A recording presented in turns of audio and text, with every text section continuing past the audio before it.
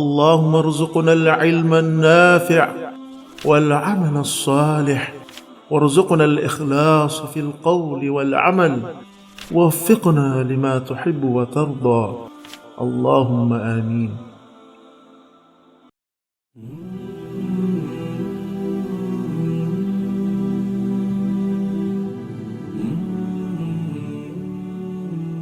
Alhamdulillah wassalatu wassalamu ala rasulillah amma ba'd. Assalamualaikum warahmatullahi wabarakatuh.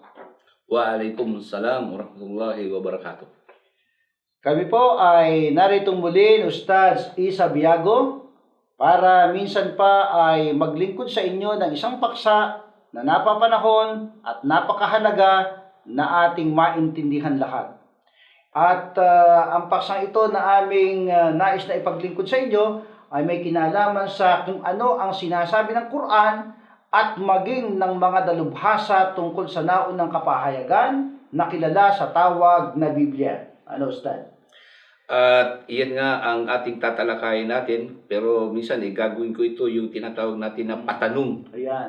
Na ano ang sinasabi ng Quran tungkol sa naunang kapahayagan na ang sabi ng iba ito ay ang Biblia. Ayan. So, nais nating ipaalam, ipaunawa sa mga kapatid nating mga Muslim at mga televiewers natin na sumusubaybay sa ating talakayan ngayon na marami ang naniniwala na ang Biblia di umano ay banal, perfecto, salita ng Diyos, walang kulang, walang dagdag, di napalitan at nananatili sa kanyang dalisay na kalagayan. Aalamin po natin sa pamamagitan ng Quran kung ito po ba ay isang katotohanan. Bakit po natin aalamin yan patungkol sa ang ating magiging batayan ng ating pag-alam kung ang Biblia ay totoo, ay walang iba kundi ang Quran. Bakit po? Pakinggan ninyo at ating babasahin ang nakasulat dito po sa Al-Baqarah, chapter 2 ng aklat na pinamagatang ang Maluwalhating Quran sa pagkakasalin sa wikang Pilipino, sa talatang 136. Ipagbadya o mga Muslim, kami ay sumasampalataya kay Allah at sa kapahayagan na ipinagkaloob sa amin at sa mga ipinahayag kay Abraham, Ismail, Isaac, Jacob at sa 12 tribo, at sa mga ipinahayag kay Moises at Jesus, at sa mga ipinahayag sa lahat ng mga propeta mula sa kanilang Panginoon. Kami ay hindi nagtatakda sa kanila ng pagtatangi-tangi at kay Allah lamang kami tumataliman. Bakit po ang Quran ang ating gagamitin sa ating pagtuklas? Kung ang Biblia nga po ay nasa kalalagayang banal, perfecto, salita ng Diyos, walang dagdag, walang bawas, di napalitan at nananatili sa kanyang dalisay na kalagayan. Sapagkat dito po ay nililinaw sa bawat isa sa atin na ipinagbabadya ni Allah subhanahu wa ta'ala sa mga Muslim, sa lahat ng mga sumasampalatay kay Allah sa kapahayagan na ipinagkaloob sa kanila, na dito ay binabanggit ang mga naunang kapahayagan kung tawagin nga ay Biblia. Kaya ang Quran ang ating gagamitin na pinakabatayan sa pagtuklas sa tinatawag na Biblia. Ano po, Ustad? Ang talata na nabanggit mo sa Suratul Baqarah, ang talata ay 136, ay tumatalakay sa mga bagay na kasulatan. Itong kasulatan na ito ay sinasabing revealed unto us. Yun. Walang iba kundi ang Quran. At yung ipinahayag kay Abraham at sa mga iba pang propeta. So kinukumpirma ng Quran na merong mga nauna talagang kasulatan. Yan. Kung tawagin nila yan ay Biblia. Ngunit kung babasahin natin ang Biblia, meron ditong tinatalakay si Jesus sa Kapitulo 24, talatang 44, na binanggit ni Jesus kung ano yung pangkat ng Biblia na yun. Sinabi dito na kinakailangan matupad ang lahat ng mga bagay na nasusulat tungkol sa akin sa kautusan ni Moises, sa mga propeta at sa mga awit. Ayun. Itong bahagi nito na binanggit, iyan ay nabanggit din sa Quran na kinukumpirma. Si Jesus ay binanggit kung anong mga kasulatan yon, kautusan ni Moises, mga propeta at mga awit. Meron tayong kinikilala sa Islam, hindi ka pwedeng maging Muslim kung hindi ka maniniwala sa mga kapahayagan na ito. Ayan. Ayan. Kaya nga dapat yan. Una, yung tinatawag natin na Torah. Ayan. Torah, yung kay Moises. Yun. Yan yun. Kay Nabanggit Moises. Jesus yun. Yung tinatawag na Injil o the Gospel of Jesus. Ayan. Remember, Gospel of Jesus. Gospel of Jesus. Hindi Gospel of Matthew, Mark, Luke, John. Okay. Oh. At meron tayong tinatawag na Sabur o yung Psalms, Psalms mga of awit, David, ni Daud. At yung ikaapat, yung sinasabi natin na Suhuf Ibrahim o yung testamento ni Abraham na hindi na ito existido ngayon. Ayan. At wala na ito. At yung ikalima, yung tinatawag na Al-Quran. Ayan. Kaya nga po, ang ating binasa kanina ay Quran sapagkat ito ang pinaka-last testament, okay? The last revelation of Allah subhanahu wa ta'ala sa kanyang kahuli-hulihang sugo at propeta na si Prophet Muhammad sallallahu alaihi wasallam. Kaya nga itong huling ito ang kukumpirma. No? Oo, kinukumpirma niya kung ano lamang. Ay, Okay. bakit natin kinakailangan kumpirmahin yan? Ayan. Dahil may binanggit sa Quran, sa Kapitulo 5, talata 48, ganito ang sinasabi, to thee we sent the scripture in truth. Yung tinutukoy dito ang Quran. Confirming the scripture that came before it and guarding it in safety. So judge between them by what Allah had revealed and follow not their vain desire, diverging from the truth that hath come to thee. So it's among you have we prescribed a law and an open way. So tinutukoy dito na meron anya na itong Quran na ipinadala sa huling propeta at kinukumpirma, confirming the scripture before it and guarding it in safety. Bakit kasi ang tanong kasi, bakit kinakailangan natin na kumpirmahin ng Quran at sinasabi dito na guarding it in safely. Ibig sabihin, yung Arabic word na nakalagay dito ay muhaimin. Ibig sabihin, ginagwardiyahan niya kung ano yung mga bagay na inilagay na idinagdag, ibinawas, kung ano ang mga bagay na sinira sa naunang kasunod. Ang Quran ay magkakaroon ng tinatawag na Kumbaga, investigasyon. Oo. So, Quran ang magpapahayag kung ano yung mga bagay na binago o ano mang mga bagay na nawala. Sa Binago, papansin po ninyo mga televiewers, no? Ang ating pinag-uusapan dito, ang gagawin ng Quran, kaya nga itong ating pinakabatayan ng ating pag-aaral tungkol sa Biblia, ay titingnan natin yung mga idinagdag, ibinawas, binago.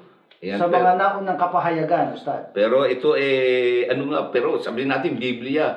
So magbigay tayo ng ilang mga bahagi. Ano ba itong Biblia na ito? Ayan. Ang tanong natin saan nanggaling ang Biblia? No? Yan.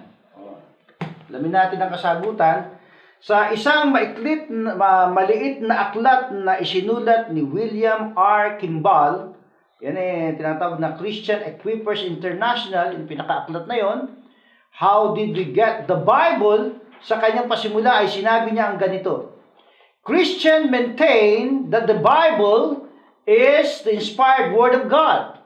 However, they often accept this fact without a basic understanding of how we receive the Bible. Yan, marami talaga Sinasabi yan. nitong si William Kimball, no? How did we get the Bible? Paano natin nakuha itong tinatawag na Biblia? Paano sumaatin itong Biblia? Saan nanggaling ito? Sabi nga, ganito ang tunay na kalagay ng mga bumabasa ng Biblia. Paano nga ba nagkaroon ng Biblia?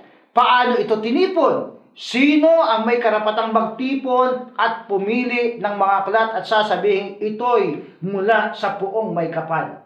Kaya nga, itong mga katanungan natin yan, sasagutin din natin. Ayon sa sinasabi ng Bible Kaya scholars. sabi ng mga Bible scholars, ang sabi nga, ang salitang Biblia ay nagmula sa salitang Griego na Biblion, no? Na ang kahulugan ay balumbon o scroll.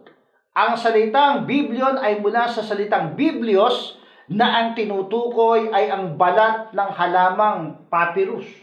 Ngayon, nasa gawing Egypt, no? Oo. isang uri ng tambo na tumutubo sa mainit na lugar, lalo na sa Ehipto. At mula dito ay nanggaling ang mga sinaunang gamit sa pagsusulat. Ang Biblia ay ang pangmaramihang anyo, tinatawag na plural form, sapagkat yung pinaka single word ng kumbaga isang aklat lang kung tawagin ay biblion, biblos, plural Biblia, no? Sa paglipas ng panahon, ang Biblia ay naging salita upang ilarawan ang mga iba't ibang uri ng panulat, balumbon, at mga aklat, at lalong higit ay ang mga tinipong maliliit na pangrelihiyong kasulatan na sa ngayon ay tinatawag ng Biblia. Si Jerome, isang kinikilalang ama ng simbahan, ay tinawag itong Biblioteca Divina o the Divine Library, ang banal na aklatan. Kaya kung mapapansin natin, ang pinanggalingan pala ng salitang Biblia, hindi pala kay Allah Subhanahu wa Ta'ala nang galing, hindi sa Diyos nang galing, hindi rin nang galing sa mga propeta ni Allah Subhanahu wa Ta'ala, kundi ito ay nanggaling sa tinatawag nagpagtipon, no, ng mga tao, at tinawag una ito nitong si Jerome na tinatawag na Biblioteca Divina. At ang latest, ang tawag na ngayon ay Biblia. Yeah. Yan ang pinagbulan ng sinatawag na Biblia. Ma-clear ko lamang yung salitang Biblia ay Greek yan. Oh, Grego. Grego yan, hindi yan Tagalog. Kaya nga eh. Grego yan na plural ng Biblios o Biblion. Ang Biblia ay nahati sa dalawang pangkat. Okay. Meron tayong tinatawag na Old Testament, Lumang Tipan, at saka New Testament. Pagka tinignan nyo ang Biblia, ito ay isang kasaysayan at maraming mga laman dito na ang binibigyan ng pansin ay ito yung sa pasimula ng pagsilang, istorya, hanggang sa kahuli-huli ng propeta na si Malakay.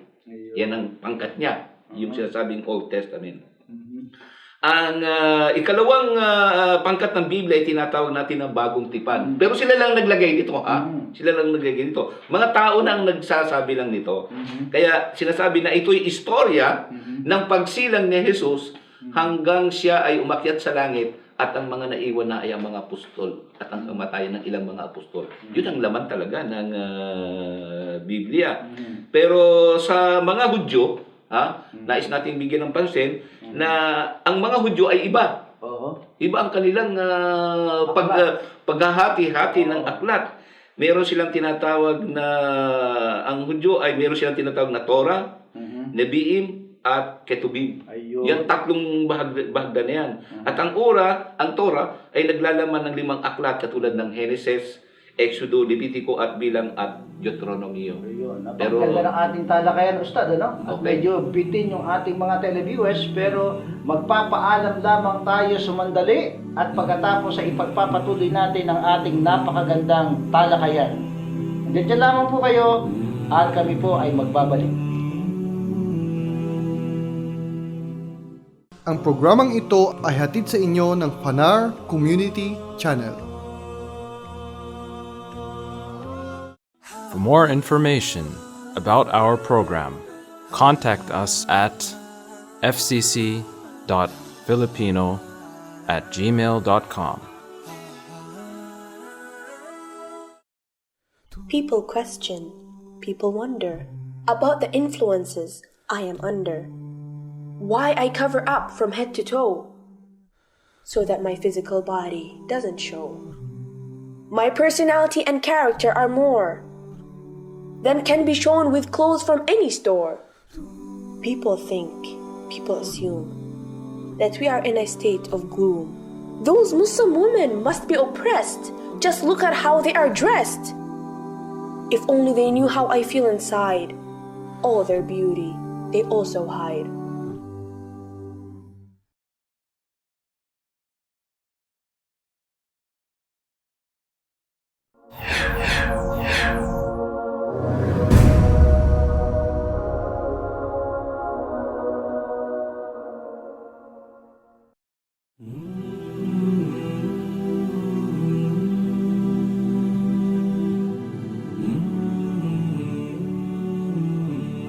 Alhamdulillah, wassalatu wassalamu ala rasulillah, amma ba'd. Assalamualaikum warahmatullahi wabarakatuh.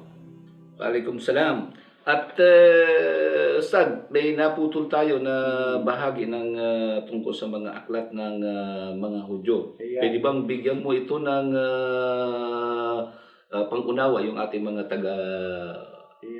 subaybay kung ano nga ba ito? Jazakallah khair, Ustad. At sa ating pagpapatuloy ay nais po nating banggitin sa inyo yung tinatawag na mga aklat ng mga Hudyo. Ang mga Hudyo po ay tinanggap lamang ang tinatawag na 39 o 39 na mga aklat sa lumang tipan na binubuo po ng 3 pangkat. Una, yung tinatawag na Torah. Ikalawa, yung tinatawag na Nevi'im. At ang ikatlo, yung tinatawag po na Ketuvim. Ano po ba ang tinatawag na Torah? Ito po ay naglalaman ng 5 aklat. Genesis, Exodo, Levitico, mga bilang at Deuteronomio. Ano naman ang tinatawag na Leviim? Ito naman po ay naglalaman ng mga aklat na Josue, mga hukom, una at ikalawang Samuel, una at ikalawang hari, Isaias, Jeremias, Ezekiel, Hoseas, Joel, Amos, Obadias, Jonah, Mika, Nahum, Habakuk, Zephanias, Haggai, Zacarias at Malakias. Ano naman po yung tinatawag na Ketuvim? Ito naman po ay naglalaman ng mga awit, kawikaan, Hob, awit ni Solomon, Ruth, Panaghoy, Ecclesiastes, Esther, Daniel, Ezra, Nehemiah, at una at ikalawang Kronika. Yan po ang tinatawag na mga aklat ng mga Hudyo. Ano, Ustad? Doon naman sa mga aklat ng mga Kristiyano, ay meron lamang silang tinatanggap na 39 books sa Old Testament. Okay. At iyang mga aklat na yan ay yung nabanggit mo na aklat ng mga Hudyo. Pero may iba silang mga pagkakahati-hati. Ayun. At ang mga kapatid po naman natin na mga Kristiyano ay meron pa silang additional na 27 books at tinatawag nila itong New Testament na nabanggit na nga natin kanina. Ngunit ang mga Kristiyano ay nagkakahati po. Meron po tinatawag tayong Deuterocanonicals o yung sinasabing mga apokripa. Yung mga apokripa na hindi ito tinanggap sa loob ng mga Kristiyano. At may Old Testament dito at may New Testament. Ang mga Katoliko ay mayroon pang tinanggap na ibang aklat na halos lumalabas lahat ng aklat nila ng Katoliko ay 72 books. Sa Protestante naman ay 66 books. Dahil meron silang mga aklat na tinanggap ng Protestante at ang iba pang mga sekta ay 27 books lang sa New Testament. Kaya 39 plus 27 is 66 66. books. Sa Katoliko naman ay 39, hindi lang 39 yun, may Mahigit dagdag 40. Okay? Umaabot ng 72. 72 lahat. At ang alam ko meron pa sila yatang tinitignan na pwedeng isama. Oo. Pero hindi na muna yan ang ating tatalakayin. Okay. So yan po ang tinatawag na apokripa. Dito sila nagkakaroon ng pagkakaiba. Tagalogin natin apokripa, Ustad. Ano ba Ang ibig sabihin ng apokripa mula yan sa salitang Greek na apo, away, at saka yung mula sa salitang grapos, meaning writing. Ayun. So sila binibigyan ito ng pansin na ito ay binabasa lamang pero hindi pinagbabatayan ng pananampalataya. Kumbaga parang sudo, no? At meron pa silang tinatawag na pseudepigrapha. Ayun. Mula sa salitang pseudo, meaning false. False. At saka yung mula sa salitang grapo, ibig sabihin writings, kaya false writing. False writing. So may apokripa. Pseudepigrapha. Oo, may mga ano yan. So marami mga pagkakabaha-bahagi yan. Pero sa bagong tipan, no, yun nga yung nabanggit natin, may 27 aklat na tinatanggap ng mga Protestante at Katoliko. Pero merong tinatawag na, banggit ko kanina, yung tinatawag na pseudepigrapha. Na hindi alam ng karamihan ng ating mga nagbabasa ng Biblia na itong pseudepigrapha na ito, nasa ngayon, sinasabi lang false writing, ito ngayon ay nasa Biblia na. Naku, nakakagulat. Nasa Biblia na ito. Hindi po ninyo kami pwedeng pasubalian dahil ito po ay nasa aklat at pinag-aralan namin yan nitong mga aklat na ito. Merong 7 aklat na dating pseudepigrapha pero nasa Biblia. Ano yung mga kapatid na kote? Yun nga eh. Itong pseudepigrapha na ito, mga kababayan, lalo na mga kasamahan nating dati ng mga pastor dyan, no? Mga pare, no? Mga kaibigan natin, magugulat kayo sa inyong matutuklasan, ano? Na yung mga ginagamit sa kasalukuyan, lalo na sa pagteteksto, no? Sa mga pagmimisa, ay itinuturing na mga hindi kasama sa listahan o pseudepigrapha. Ayan. Ano-ano po yung mga aklat na yan? Ang otoridad ng simbahang Roman Catholic at Protestant ay sumasang-ayon ng Biblia ay may mga pagtatalo at alinlangan ukol sa tinatawag na 7 aklat ng Bagong Tipan. Yan po ang Hebreo, Santiago, Ikalawang Pedro, Ikalaw at Ikatlong Juan, Judas at Apokalipsis. Ang pagtatalong ito ay umabot hanggang sa ika-4 na siglo. Ang unang kabuuan ng talaan ng aklat sa Bagong Tipan ay matatagpuan sa binanggit ni Athanasius noong taong 367 AD. At may dagdag pa natin, bukod doon sa sinasabing apocrypha o false writing, na sa ngayon ay nasa Biblia na, pero hindi natin dito pag-uusapan na kasamang kote kung bakit ito tinatawag na apocrypha. Meron tayong mga ebidensya dyan, pero hindi yan ang ating pag-uusapan na ngayon ay nasa Biblia na. Pero merong mga kasulatan noon na ginagamit ng mga naunang Kristiyano, pero inalis nila. Ayun, inalis naman. Inalis naman. Ano ito? Ito yung sinasabi natin, magbibigay lang tayo ng halimbawa na Shepherd of Hermas at saka yung Letter of Barnabas. Ayun. Ginagamit ito ng mga naunang Kristiyano. Pero sa ngayon, dumating ang 3 siglo ay ibinilang na ito, inalis ito doon sa tinatawag na mga canonical books. Ayun.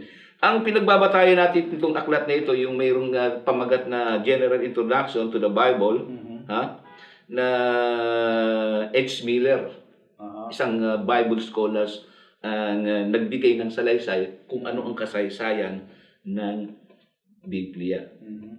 Pero kapatid na kote, dahil sinasabi natin ang Quran ay kinukumpirma yung mga bagay na nasa, yung mga totoo na nandoon sa Biblia. Pero meron bang tinutukoy dito tungkol kay Jesus na mga kinukumpirma ng Quran sa Bagong Tipan? Kaya nga nais naming ipaabot sa inyong kaalaman yung tinatawag na narratives, no? Doon sa buhay ni Jesus Christ na dito ay dapat nating maintindihan lubos, kung ating ikukumpara sa Biblia, no? Kaya nga sinasabi, the Quran contains few narratives from Jesus' life but does include many brief descriptions in common with the Bible. Ano yan? Made the dead to live. Okay? Kalawa, is the Messiah the Christ? Okay? Siya ba ay may mga disipulo? His disciples were successful over disbelievers? Healed the blind and lepers? Filled with the Holy Spirit? Is alive in heaven now. Yung mga issue na yan, ano? Tungkol sa buhay ni Jesus Christ. Yan yung nabanggit sa Biblia. Nabanggit sa Biblia. Kinukumpirma ng Quran na iyan ay nangyari talaga. Kaya nga, meron pa yung binanggit mo nga kanina ng mga kasulatang apocryphal. Ano nga uli yung apocryphal na yon? Ang sabi, ang apocrypha ay naglalamang ng mga pangyayari na umaabot sa 450 years. Ito'y sa pagitan ng Luma at Bagong Tipan. Ang Katoliko, tinanggap ito ng ilan, sa mga ito na tinatawag nga nila itong extra canonical books. Ngunit itagnakwil ng mga Protestante na tinuguroang pseudepigraphica. Okay? So, sa Biblia, ay meron ding mga katauhan na kinukumpirma ng Quran. Ayun. No? Na siguro familiar tayo dito sa mga pangalan na ito. Medyo maraming nga lang ito, pero tingnan natin, isa-isahin natin. Halimbawa, si Aaron. Binanggit yan sa Quran. Ayun. Binanggit sa Biblia. Si Abel, o Habil kung sabihin natin. Si Abraham, sa Arabic ay Ibrahim. Si Adam, ganun din. Si Cain. si David, yung mga apostol ni Jesucristo. Yun. Although hindi binanggit ang mga individual na pangalan, pero ito ay binanggit na pangkalahatan, mga apostol.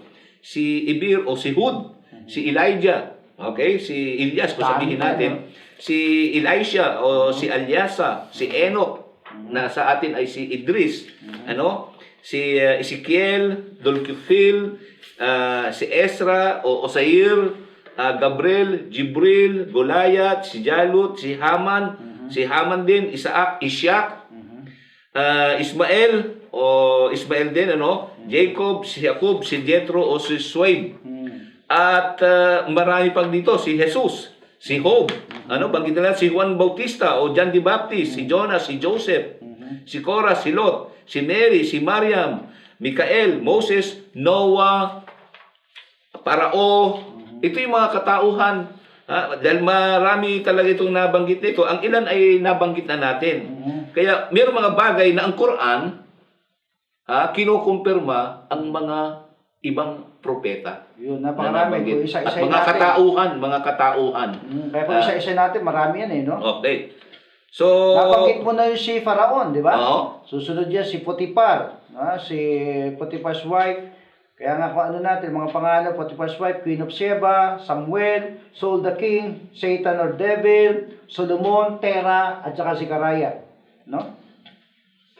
So sa bahaging ito naman, yung bang tinatawag na Torah sa Biblia, yung nabanggit natin ito mula Genesis hanggang Deuteronomy, na 5 aklat na ito, yung bang binabanggit natin na Torah sa Quran ay kapareho ng Torah sa Biblia? Iba yun Magkaiba. Bakit naman kaya? Kaya nga, mababasa natin dito, yung dapat yung tinatawag na Torah, ito ay hindi ang kautusan na nasa Biblia. Ito'y tinatawag nila Pentateuch, no? O Pentateuch, tinatawag 5 aklat. Kung tawagin ay ang kautusan, tinatawag na Genesis, Exodo, Levitico, mga bilang at Deuteronomio, no? Kung tawagin nila yan ay lumang tipan. Iba yung tinatawag na yan, no? Na tinatawag nila na Pentateuch kesa doon sa tinatawag na Torah. Magkaiba yun. Dahil may teorya na ang laman ng mismo ng aklat na ito ay hindi talaga ito yung aklat na isinulat ni Moises. Yan.